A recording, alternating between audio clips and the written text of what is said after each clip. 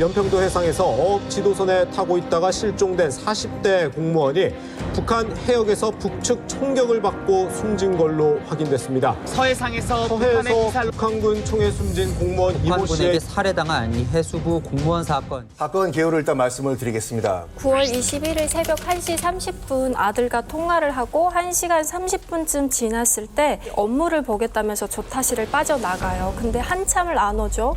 시간이 꽤 지났지만 사실 대수롭지 않게 여긴 거예요, 동료들은. 왜냐하면 야간 근무를 하다 보면 피곤하고 졸음이 오기 때문에 졸음을 이겨내려고 잠시 그 근무지를 이탈하는 경우가 종종 있대요. 근데 문제는 다음 날이 밝았는데도 이 씨는 들어오지 않아요. 또 야간 근무를 하다 보면 아침을 못 먹고 점심 먹으러는 다 나온대요. 근데 그때도 보이지 않으니까 이 씨를 찾으려고 배 안을 다 뒤지고 배 안에 없으니까 이제 인근 해안 근처까지 찾아봤지만 이 씨의 모습은 그 어디에서도 볼 수가 없었던 거죠. 그러면서 이제 그날 오후 12시 51분경에 실종 신고를 하게 되면서 이 사건이 시작이 됩니다. 이 씨는 어디로 갔을까요? 이걸 밝혀줄 수 있는 것은 배 안에 설치된 CCTV인데요. 네. 문제는 그 CCTV가 이분이 실종되기 하루 전날 멈춰버려요. 고장이 나버립니다. 고장이 나버립니다. 그것도 그러니까 하루 전에 9월 20일 오전 8시 2분까지만 딱 녹화가 되고 거기서 멈춰버리는데 이게 이제 선박이 노후화했다 그러지 않습니까? 그래서 이제 CCTV로는 행적을 확인할 수가 없고요. 정확한 실종 시간을 추정하려면은 결국은 아는 사실을 가서 조합할 수밖에 없잖아요. 우리가 아는 건 뭐냐면은 새벽 1시 30분쯤에 조타실을 나갔다. 그리고 한 20분 후에 이 핸드폰의 신호가 그때 딱 끊깁니다. 그래서 새벽 1시 30분 조타실을 나간 그 시기하고 핸드폰이 끊긴 새벽 1시 51분 그 사이에 아마도 실종이 됐을 거다라고 추정을 하는 거죠. 이때 핸드폰에 전원이 나갔군요. 네, 공무원 이 씨가 실종된 지 3일째 되는 날 9월 24일 국방부에서 이 사건에 대한 브리핑이 나오면서 대한민국은 충격에 빠지게 됩니다.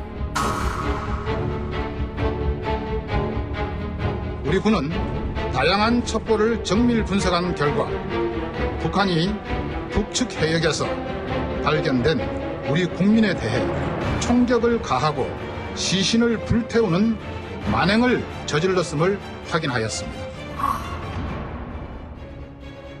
당시 A씨는 구명조끼를 입고 한 사람이 겨우 올라탈 수 있는 부유물에 의지해 기진맥진한 상태로 북한 단속정에 발견된 것으로 파악됐습니다. 하지만 방독면과 방호복으로 중무장한 북한군은 A씨를 배에 태우지 않고 바닷속에 내버려둔 채 신문을 진행했습니다.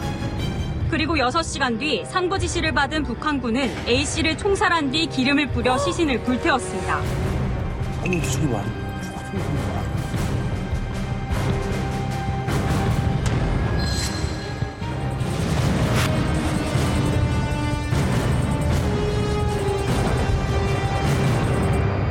자, 여기서보다 약간 그 퀘션 마크, 도대체 무슨 일이 있었던 것인가라는 의심이 들기 시작하는데 9월 20일 오후 3시 30분, 그러니까 실종된 지 38시간 만에 실종 지점에서부터 38km가 떨어진 황해남도 등산곳 앞바다인데 38km라고 하면 감이 잘 안 오시죠? 38km면 서울에서 수원 거리예요.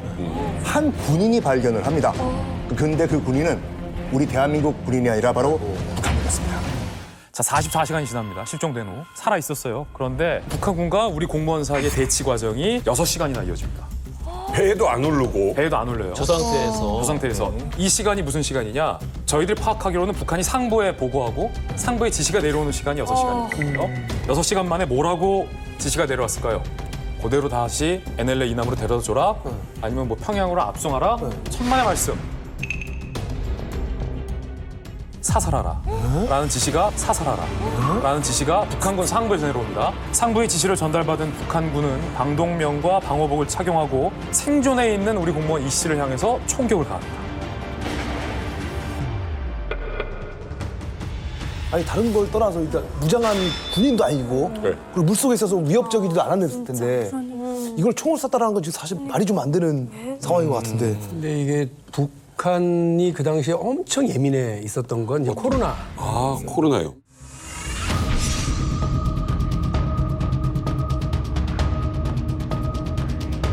근데 우리 국민으로서는 황당하죠. 아까 우리 김진 기자 얘기하신 것처럼 6시간이나 바다에 떠다니는 사람을 구조를 하지도 않고 사살을 하고 이건 국민들은 이제 격앙할 만한 일이잖아요. 맞아요. 당연히 이제 문재인 대통령이 당시에도 북한 당국이 책임 있는 답변과 조치를 취해라라고 촉구를 했고 우리 군을 향해서도 국민의 생명과 안전을 보호하기 위한 만반의 뜻을 갖춰라라고 얘기를 했는데 이 얘기는 뭐냐면 정부와 대통령도 북의 이 만행에 대해서 격앙됐다라고 이제 표현하는 표현 방식이거든요. 이 문제는 여러 가지 이슈가 있는데 북한의 코로나 공포증이 극단적이었던 건 맞아요. 어떤 상황이었냐면 사람뿐만 아니라 물건이 넘어오는 것도 막아라. 맞아요. 밀수. 근데 심지어 어떤 일이 있었냐. 중국에서 쌀 60만 톤인가를 원래 지원하기로 했었어요. 네네네. 근데 그 쌀을 못 받겠다는 거예요. 겁나서. 그 정도였어요. 맞아요. 겁나서 못 받겠다 그래가지고 그 쌀이 대련항에 6개월째 대기 중이었어요. 쌍나겠다. 그 정도로 코로나 공포증이 극심했던 건 사실. 우리도 사실은 택배에 왔을 때요. 택배에 옮는다고 그래가지고 스프레이 뿌려서 하고 그랬을 단계였어요. 근데 이게 더 충격적인 사실이 공무원 이 씨가 총살당하고 20분 뒤 그러니까 9월 22일 10시 11분경에 무슨 일이 있었냐면 우리 쪽 연평도 감시기지에서 북한 쪽 해역 쪽에서 막 화르르 불꽃을 감지합니다. 그 불빛의 정체는 바로 북한군이 공무원 이 씨를 수박하는 과정에서 우리 측 연평도 기지에서 관측된 불꽃이었어요. 방독면을 쓴 북한군이 이 씨의 시신에 접근을 합니다. 그리고 기름을 뿌립니다.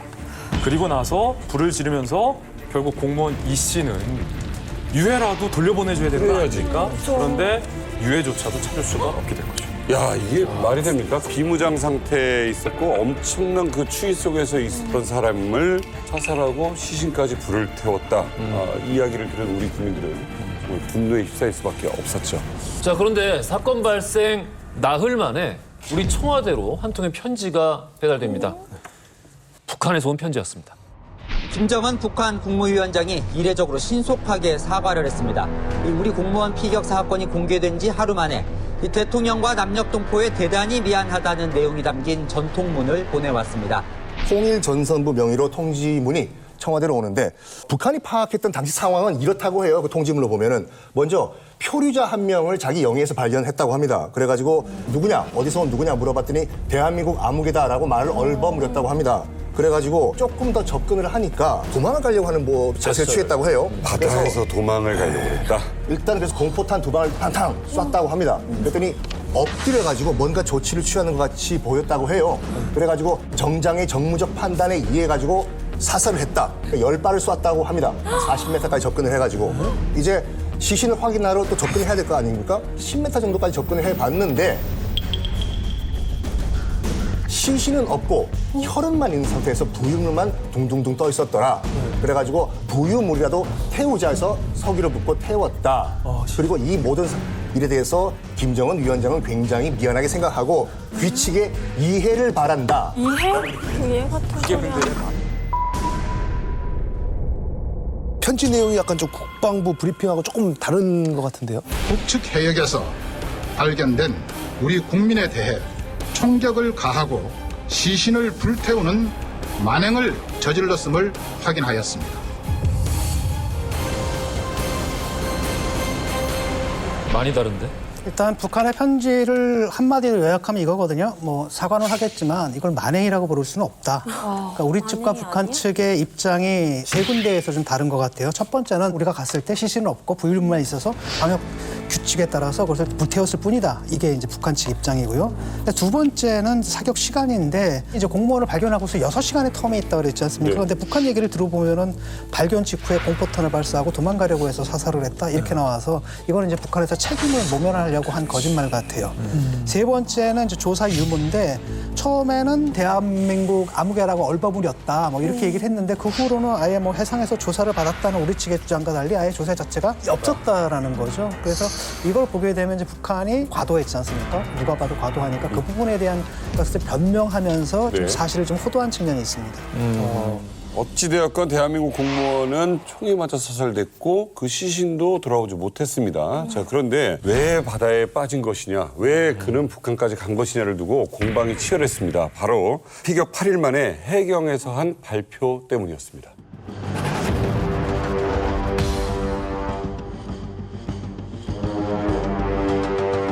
실종 경위를 규명하는 데 중점을 두고 단순 실족 사고, 극단적 선택 기도, 월북 등 모든 가능성을 열어두고 수사를 진행하여 왔습니다. 실종자는 월북한 것으로 판단하고 있습니다. 어머, 갑자기?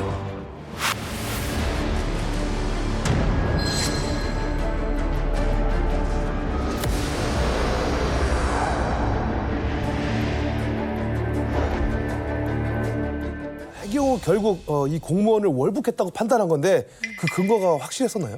월북 정황이라고 본 것들이 있습니다. 첫 번째 증거가 이 씨가 배 위에다가 이제 슬리퍼를 남겨놓고 갔답니다.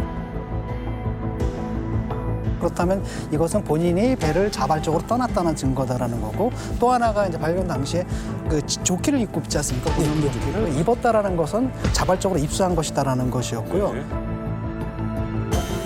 그다음에 이제 구명조끼를 착용한 채 소형 부유물을 갖고 있다고 하지 않습니까? 그러게요.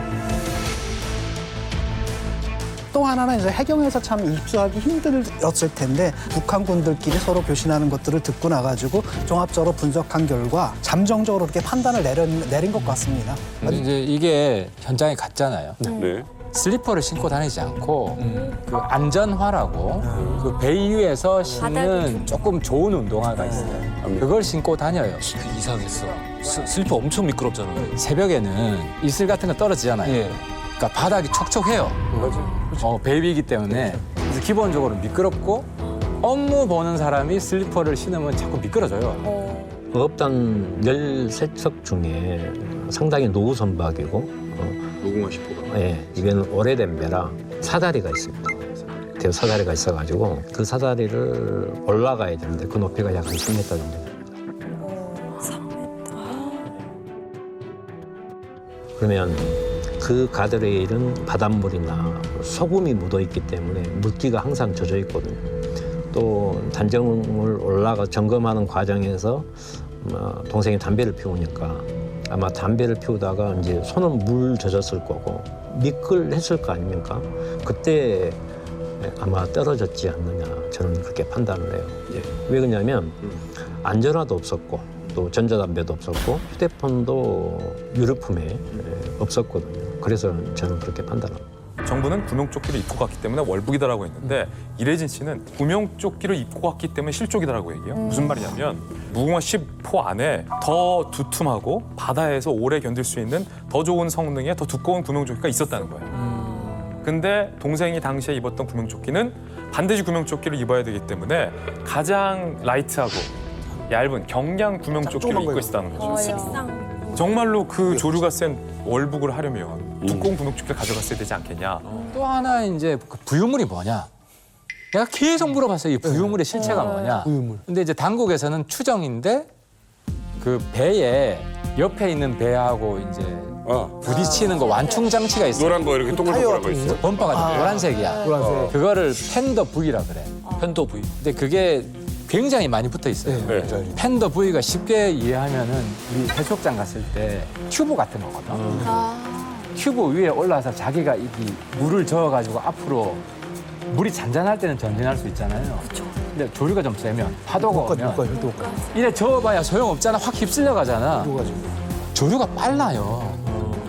그럼 아무리 자기가 이렇게 손을 저어도 조류의 속력을 손으로 둥둥 뜨는 데서 바다를 안다는 사람이 할 수가 없어요. 거스를 수가 없어요. 그러니까 말이 안 된다. 그 팬더 V라는 거는 무궁화 15호에서 떨어진 건가요? 그러니까 그걸 특정을 못 해요. 아, 특정을 못 해요? 안 써 있나요? 부유물이 뭔지를 몰라요. 모르고 그리고 내가 또 바다에 그날 하루 종일 낮에 쳐다봤지 뭐 떠 있나. 부유물이 많이 떠 있어요.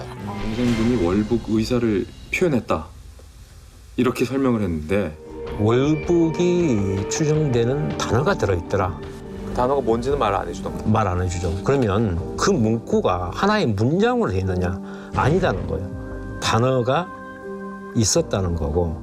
월북이라는 단어를 동생이 얘기했다는 겁니까? 아니면 동생이 했다는 게 아니라 동생이 육성이냐 아니라는 거예요. 북한의 통신병들이 주고받았던 그 내용 중에 월북이라는 단어가 조각조각 있었다는 거예요. 그 감청 자료, 즉 군이 말했던 주장을 뒷받침할 수 있는 근거를 가족분에게 제시한 바가 있습니까? 안 했습니다. 안 했습니다. 이유는 뭐라고 하던가요? 군사기밀 국가안보 이유로 거절했습니다.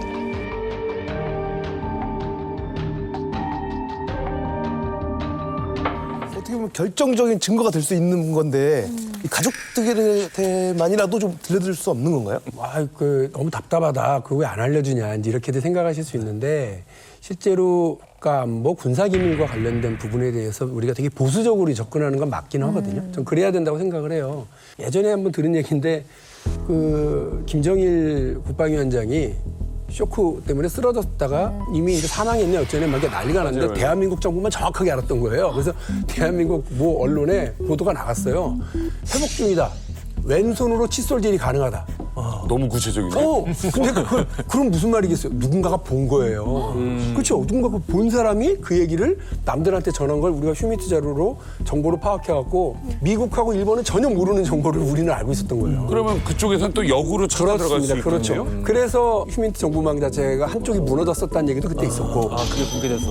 그러니까 이런 거를 이렇게 드러내는 걸 되게 조심스럽게 생각해야 되는 건 맞고요. 근데 다만 제가 좀 답답한 건 그런 거예요. 법원에서 그렇게 좀 판단을 했으면 조금은 융통성 있게 기관에서 좀 판단을 해서 설명을 좀 충실하게 해드리거나 의문점이 남지 않도록 해줄 수는 있지 않았을까. 그러게요. 너무 행정 편의주의적으로 우리는 이거 규정상 안 됩니다 하고 딱 닫아버리면 유족으로서는 제 속이 타죠. 이건 정부에도 굉장히 짐이 될 수 있는 안 좋은 얘기예요. 저는 이렇게 생각을 하거든요. 나는 우리 정부가 정말 고의적으로 악의적으로 거짓말하고 있다고 생각을 하진 않아요. 그다음에 해경이 정말 정부로부터 타봐가지고 니들만 거짓말해. 예, 알았습니다. 우리가 증거를 조작해서 뭘 하겠습니다. 이런 식의 만화 같은 시나리오를 믿지 말자라는 거예요.